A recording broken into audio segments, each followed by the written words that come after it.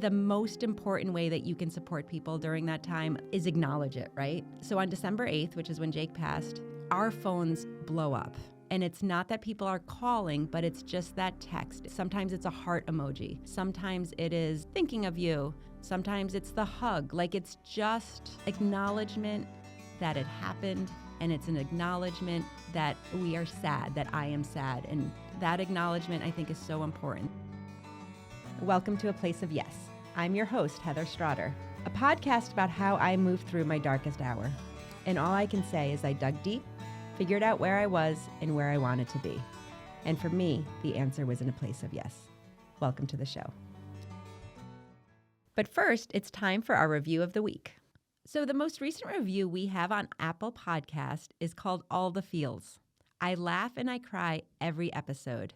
Whether you have a special needs person in your life or not, it is a great little story. I love that review because it is entirely what I think a place of yes is. It speaks to certain people if you have special needs or if you've dealt with grief, but it also speaks to everyone. The topics we talk about will make you laugh, they will make you cry, and they will make you feel good. I sincerely believe that people feel better after listening to A Place of Yes. And I love that reviewer for acknowledging that. Thank you. So we are here with a totally different episode. We are here once again with Brian. Thank you. My husband, Jake's dad, Yes. and Ethan's dad. And we are here for a couple of reasons. One, because we had such a great time with our previous episodes. And if you haven't listened to them, they are episodes, I think, 3 and 4. And we really talk about all the things in those episodes. We talk about when Jake was born, when he was born healthy. We talk about when he got sick. We talk about that first seizure. And then we also talk about what happened after we lost him. And we talk about Jake's help from heaven. I always sort of say when people ask, how was that? I always say, well, for me, it was kind of therapeutic. We had these conversations we hadn't had in so long. So I'm going to start off, Brian, just by asking you, how was it for you? I enjoyed it.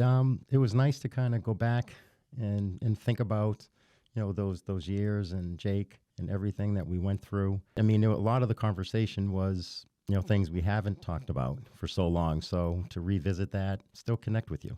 It was nice. That was good. How I think a lot of that played out is people enjoyed seeing us. So we have opened it up this time where we wanted to get some questions from people because it seems like people liked seeing us together. I'm nervous. Okay. Me too. I got a sneak peek at some of the questions. Yeah. But we also wanted to do this at this time because May is such a big month for us. May is Jake's birthday. Yep. May 4th. And he can't believe he's going to be 18. Shocking. I know. It's hard to wrap my head around. No. And people know I've been talking about, is he forever 4? Is he 18? I'm locking in that he's turning 18 now. And then, As am I. Right? I used to be at the 4, but, when I think of Ethan and how he has changed and grown and just physically, intellectually, it's exciting. So I got Jake now at 8. Yeah, he's older. I think so too. And I also, as we get older, and I've been calling us empty nesters basically all since September, August, since he went to college, I feel like it's weird. We can't be empty nesters with a 4-year-old. So I feel like he has to grow with us, right? Perfect. Yes. Yeah. He's out. Yep. Sorry, Jake. So he's aging with us. Love you. But we thought that since, there's Jake's birthday on the 4th and your birthday on the 7th, how great would it be to the week of your birthday, have another episode with you. So that's sort of where this came to be.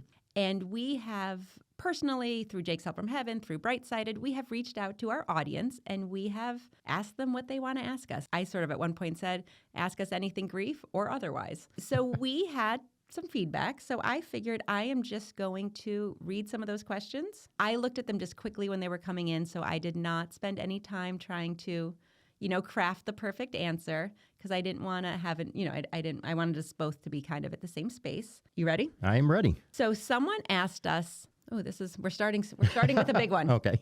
What is the best advice for when you think of someone who's passed and you want to call or talk to them? Do you want to For me, I go to the cemetery. It was interesting. I texted you, just yesterday because I was like, I'm in Saratoga. I was home kind of early. I'm like, I'm going to go visit with Jake. I sat on, the bench because we have a bench there, just to be with him and spend some time. And then, somebody came. I'm like, oh my gosh, what's going on? This is like my quiet moment. I mean, I think it's important, and I like the times I'm able to be with Jake. And we sometimes we go together, sometimes we go separate. But I do like to go, and sit there and talk to Jake. And I talk to my mom. My mom passed a couple years ago. I often, when I'm there and before I leave, I say a little blessing to the two of them. And I guess I have to change it because I always tell Jake to go run and give Granny a kiss. He's going to have to go walk over and, kiss her on the top of her head. Well, he's big. Yeah. I think it's important for me to find time, to talk to Jake and to talk to my mom. I don't disagree with that, obviously, at all. I have two answers to this question because one, I think, is a little bit more immediate. And I was immediately thinking back to right after Jake passed. And so not so much that I would have wanted to pick up the phone to talk to him or anything, but I remember it being really difficult to get acclimated to the life without him. And it would hit me in those times where I would think, oh, it's time to take him to PT. And then it's oh, wait, I don't have to take him to PT. It's part of the schedule. So I feel like that's that kind of thing when you're oh, I've always called this person at a certain time, or we talk every couple of weeks and then they're missing. Mm. I wish I had advice for that. I really don't have advice for that question because I think the only thing that helps that is time and kind of acclimating to it. But what I do say is exactly what Brian said, is just have those conversations anyways. And I actually just gave that advice to a friend who lost her daughter. I was talk out loud. Don't be afraid. Don't just keep the conversations inside because sometimes they just feel better out loud. Or maybe I'm just crazy. But I definitely do talk out loud to Jake still. Yeah. And I guess, I missed that part of the question about, calling. And, it's interesting. For the longest time, my phone had on, in the calendar, Jake at Prospect. It had just those reoccurring appointments. And, just at some point, I probably took them out, but, I had them in there for years because it was just nice that, okay, Thursday, I'd look at my phone to try to figure out what's going on, and I'd see that and it'd bring a smile. So it's not, trying to reach out and call, but it was those constant regular reminders. And just for our audience that doesn't know, Jake was a student at Prospect School up in Queensbury. And when he went up there, we had a very detailed schedule where I think on, I don't remember what days were mine, but say Monday and Tuesday, I drove him. Tuesday and Thursday, Brian drove him. And then on Friday, my dad. And it's funny when you said that because I feel like it might still be in my dad's phone, his day. So it's hard when you realize you're not doing that anymore. But sometimes just keeping that habit makes you feel closer to the person. We started big. We started with All right, let's see. Another question we have is how to support people on the anniversary of a loved one's passing. I'm going to start quick because I have a real answer for this one. Yep. To me, the most important way that you can support people during that time, like the anniversary, is acknowledge it, right? So on December 8th, which is when Jake passed, our phones blow up. And it's not that people are calling, but it's just that text. It's sometimes it's a heart emoji. Sometimes it is thinking of you. Sometimes it's the hug. It's just acknowledgement that it happened, and it's an acknowledgement that we are sad, that I am sad. And sometimes I look at my phone, and the only time I hear from some of these people who just, our lives have changed. It's not that we're not friends anymore. It's just that, life goes on. But sometimes it's only on December 8th. And that acknowledgement, I think, is so important. So I would never worry. I'm saying, to people who worry about this, I would never worry about saying the wrong thing. I would just send a heart emoji. I would just say, thinking of you, acknowledge it. Don't think you're going to make the person sad because they know the date. You're not telling them something they don't know. Don't worry about making them sad. Just acknowledge it. And don't try to overthink it to try to make them happy. Excellent. I totally agree. I think sending the heart emoji is very powerful because it's telling you that somebody's thinking about you. And you don't have to, go deep into it or put a bunch of words to it. I think, keep it simple. We'll go to the next question. All right. I feel like we did a good job on that one. How to message people to share your condolences without it being too much. And actually, I didn't do this on purpose, but I think you kind of answered that in your last question. And I agree with you. I think sometimes people want to say the right thing so badly that they write a lot or they send a prayer passage. None of it is wrong, but it's unnecessary sometimes. Yep. So I do think share your condolences, but keep it simple, just to stick with that. because I do think, too much is all relative, right? Like, so some people want to really turn passings religious. And I think for some people that could be really comforting. I'm not a very religious person, so it makes me sort of uncomfortable. That's okay. But I think the simpler you keep it, just makes everybody feel comfortable. No, and I don't write a lot of cards and do a lot of that stuff, but I wrote a card to Chuck. I don't know if the listeners know about Liv, but we recently lost somebody in the Saratoga community. It's interesting. You talk a lot about how people reach out to you as the mother to support and want to make sure that you're okay, and it's different for the father, and it's part of just what's screwed up in our society. Honestly, I just wrote him a note and I said, if you ever want to get together to talk, not talk, or watch a game, I'm around. And I think I said, or just grab a beer, because sometimes people want to talk, sometimes they don't. And being in that area where there's somebody that understands a little bit about what you're going through, for me, is comfortable. And, I don't know for him, but, I wanted to put that out there. I don't know. We've been there. And I think that's a great segue a little bit because, for the audience that doesn't know, Olivia Allen passed away March 28th. We knew her because she was a senior in high school with Ethan. So we've known her on and off through the years. Liv was diagnosed with leukemia early June, right before graduation. Seniors, like kind of living their absolute best life, got into college, planning for everything, and then gets this devastating news. And the thing with Liv was, whether you knew her or not, she lit up every room that she was in. I always loved her because near and dear to my heart, but she was so involved with Unified Sports and so involved with Best Buddies. To someone like me, who that's so important to, that advocacy and equality, how you treat people that are a little different with special needs or with illnesses, like, to me, that's who you are, is how you handle that situation. So without even knowing her well, she was a very high character to me because that's how I judge people. She fought a hell of a fight. Her parents were remarkable, but she lost the battle. She passed away.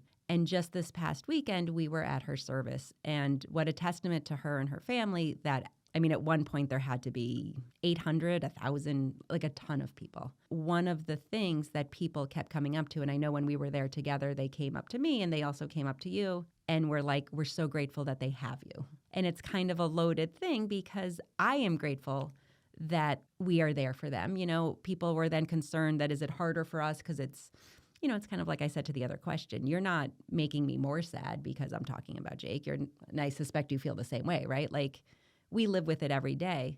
But the fact that we can potentially be that person in the room who understands, who doesn't make you stand alone as the person who's lost a kid. And I love actually what you said to Chuck of, like, if you want to talk or not talk. I think the service that we can be to others is not, we don't have to talk about death or grieve so publicly, but we can just share space and share understanding.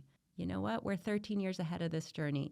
I'm not saying it's easy. It still sucks every day, but you'll get through. You'll have good days and bad days, but at the end of the day, you'll be all right. And in a weird way, I feel like they have helped us because I feel, and this is weird, but I feel this, and I've said this to Melissa, so I don't feel out of order saying it, but one of the reasons that have helped me picture him growing and not have him stuck at Forever 4 is because he's got a friend there now.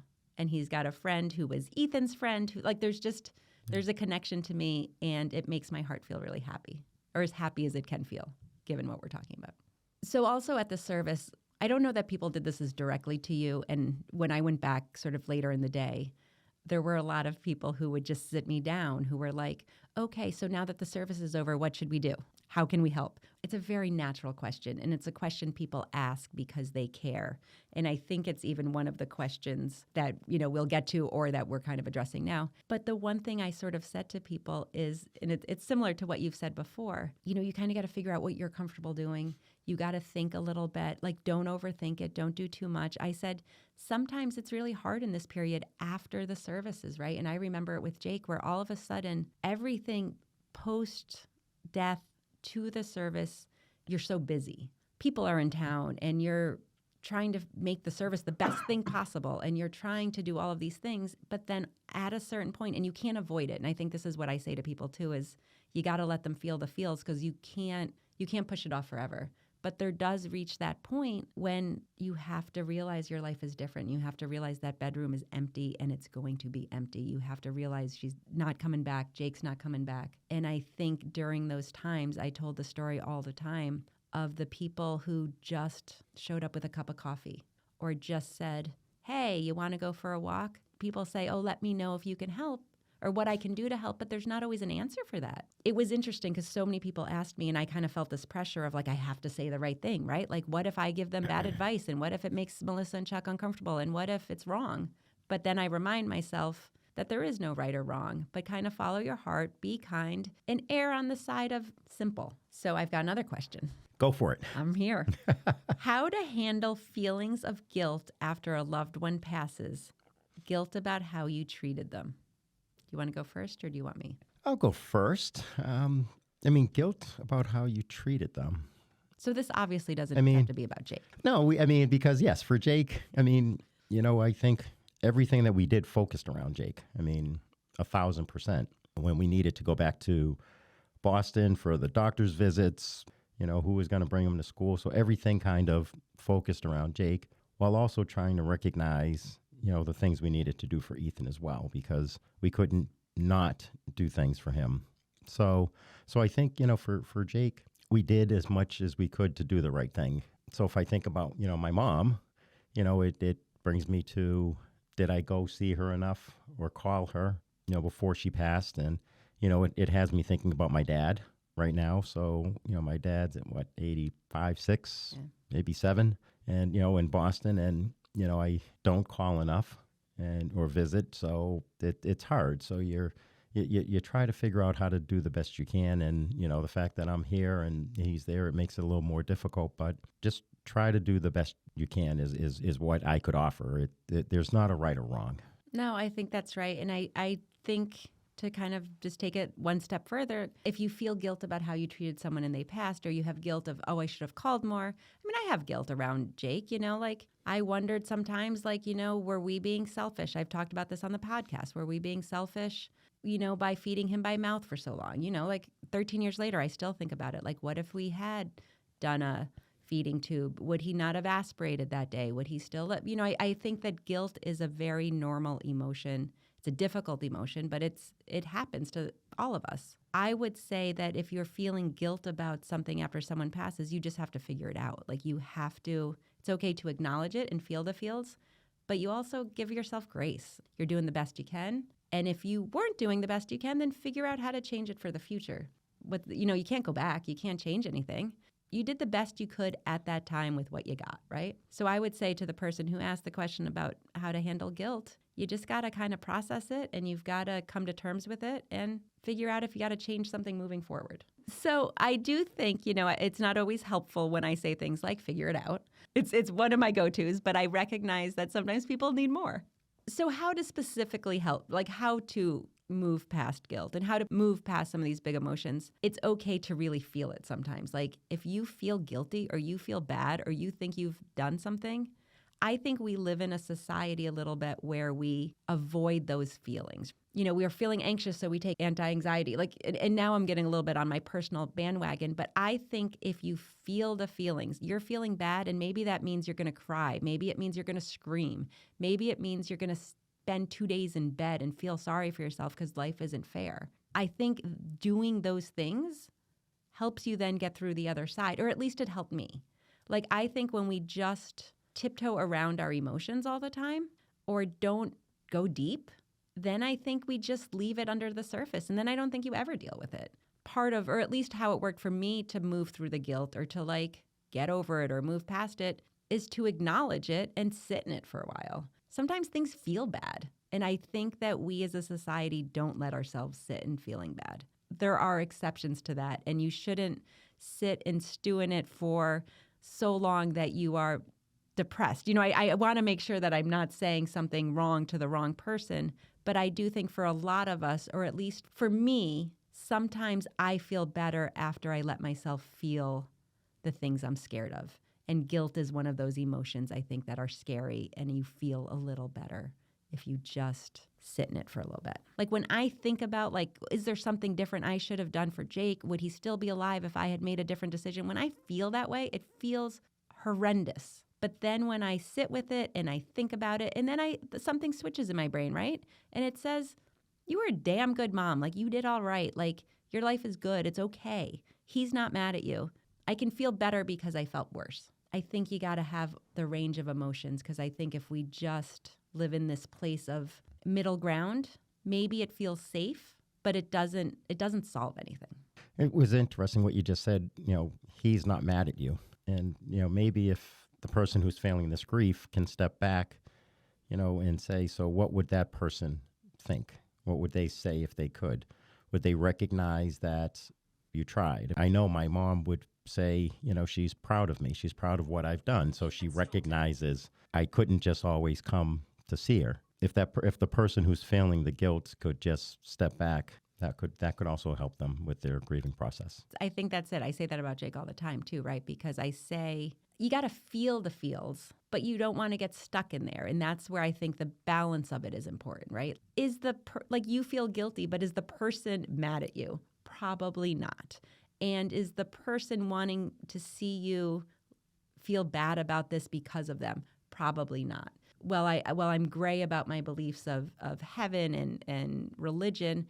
I do believe, because for me it's important to believe that there is this sort of, whether it's an alternative world, a parallel world, like I don't know what it is, whether it's heaven or not, there is a place where you go. And that brings me great comfort. So for me to think of Jake with Granny and to think of Jake and Liv being like 18-year-old besties, like that brings me joy. And I don't think that Jake is up there, pissed off that I didn't give him a feeding tube. He's probably actually happy that I didn't. But I can't live in the world of wonder. I just have to assume that he's not. All right. Ready for the next one? I am. I lost my grandfather 33 years ago, my only sister 20 years ago. When will I get over these losses? I mean, I can answer that. Well, go ahead. I don't think you do. Yes. I mean, what were you going to say? I was going to say the same. I don't think you get over loss. I can think of my grandfather. I mean, I remember sitting on his lap, when I was little, and, he lived in Halifax, Nova Scotia. And whenever we went up to visit, he had this little spinner, and I was excited. I got to spin it, however many years old I was. And then he gave me that in change. And it was just one of the most incredible times, like every time, like when I would go up to see them, knew it was going to happen. It was always exciting. He made it fun. I still remember that, even though I might not remember a bunch of other things. But so, I don't think you get over it. For me, I cherish the memories that I do have. I remember cleaning soccer fields, with my mom and, picking up rocks. I love those memories. I think you nailed this question, Brian, because I think you did two things. I answered it saying, you don't get over it, which is not helpful or really very kind. But you took that and then you actually gave an answer to it. You get over the losses by remembering, by living in the memories, by thinking of the things that make you happy. And that is, I think, how you get over the losses. Like you have to find the good. You have to think about the good. And that's where, again, you don't get over it, but that's where you feel better about it. And that's where you can move through. So I guess my suggestion would really be to try and focus not on the fact that they're not with you, but try and focus on the time you had and what was great about it. What was your favorite thing to do? Like, I love that story of like cleaning soccer fields with your mom. I can picture little Brian and Shirley doing it. Like, I think that's great. Like, and the story of your grandfather in Halifax. I think those are the things that help you be in a better space over grief. So when we reached out to our audience, we asked for questions or topics. So this one is a little bit longer. I'm going to cut it down a little bit. But this one is pretty directive. Well, I'll just read what they wrote, and then we can discuss it.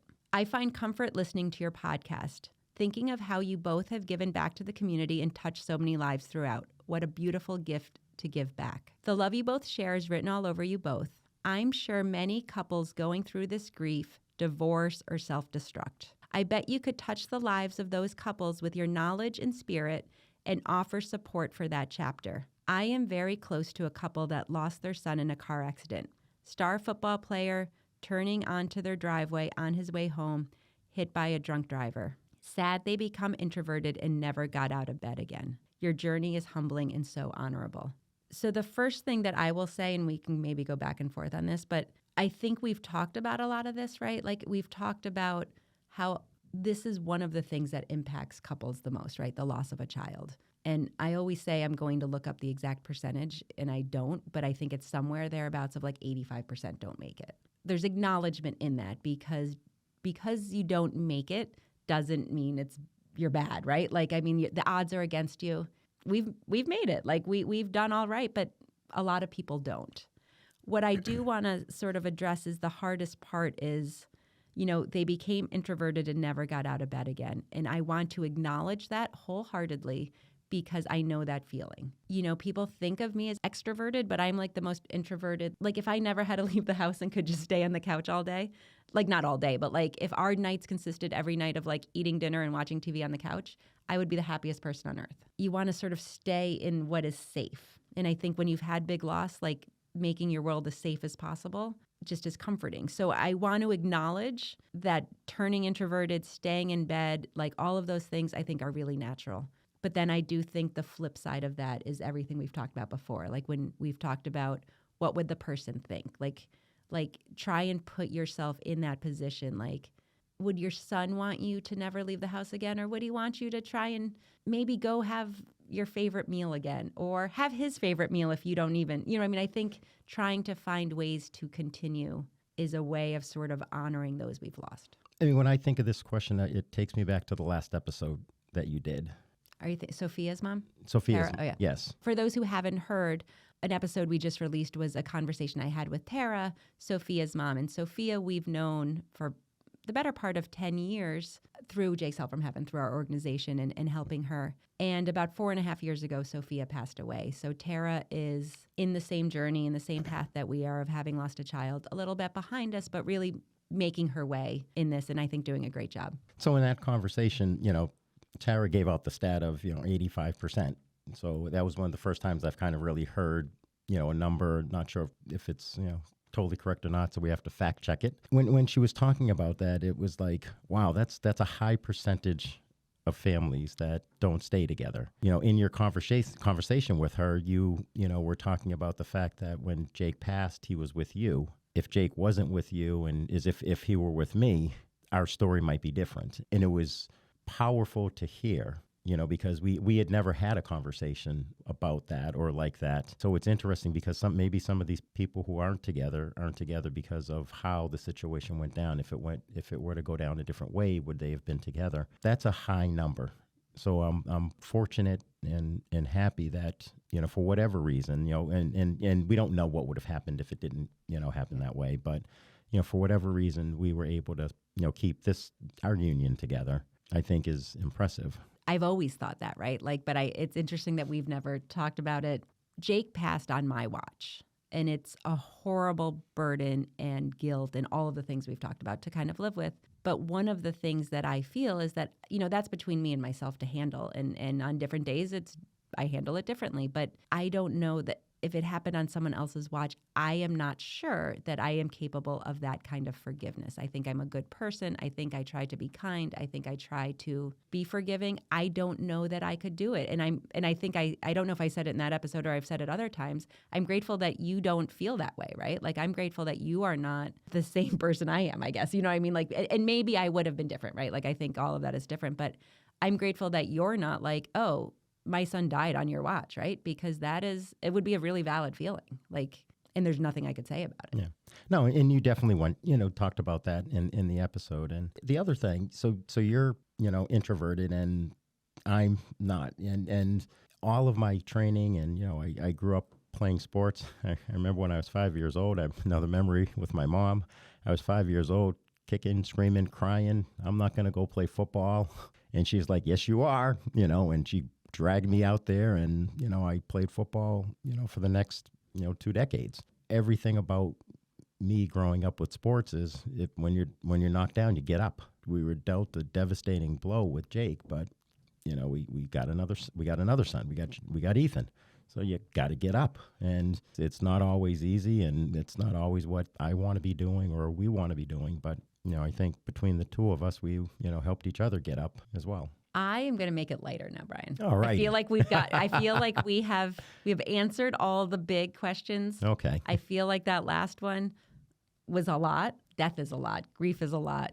Death of a child is a lot. So we did get a lighthearted question.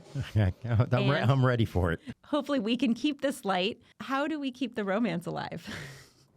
How do we keep the romance alive? Well, you're keeping me very healthy now that, it's just the two of us. So we eat healthier. We have no drink Monday and Tuesday. I don't think it has anything to do with romance. That sounds very unromantic. Well, no, it all goes together. And what I really enjoy that we do right now is we find time to do stuff together. Before Ethan, I would say, went to college, maybe we worked out, once or twice a week, or we would walk. And I remember when we were, kind of like, making the schedule, and I'm thinking in the back of my head, well, she's only going to want to exercise with me like twice. And you were excited. You're like, wow, we can do this together. And it was really nice. I loved it. So I love the fact that we exercise together, and, we're really figuring out ways to do things, whether we take short trips. But, for us to keep it romantic, again, I think it's, instead of pulling away, we're really embracing the positive things. Life is shitty. I mean, things happen, and people really need to make sure they recognize how lucky they are with what they have. And when you have an experience where things aren't so good, I think we're right now really trying to figure out how to embrace all of the other positive. But it'll slow down because Ethan comes home from school shortly. I know. We have to parent again. I agree with everything you said. July, we're going to be married 20 years. And I feel like even though that's quite some time, it's just been really busy years, right? Ethan is 19 and a half. You know what I mean? Like, so it's been a long time of just being married, but parenting. And what I have felt in this last, I don't know, since August, since he left, or since September, was I do feel like we're best friends. And it's so corny to say, because people are always like, oh, I'm best friends with my spouse.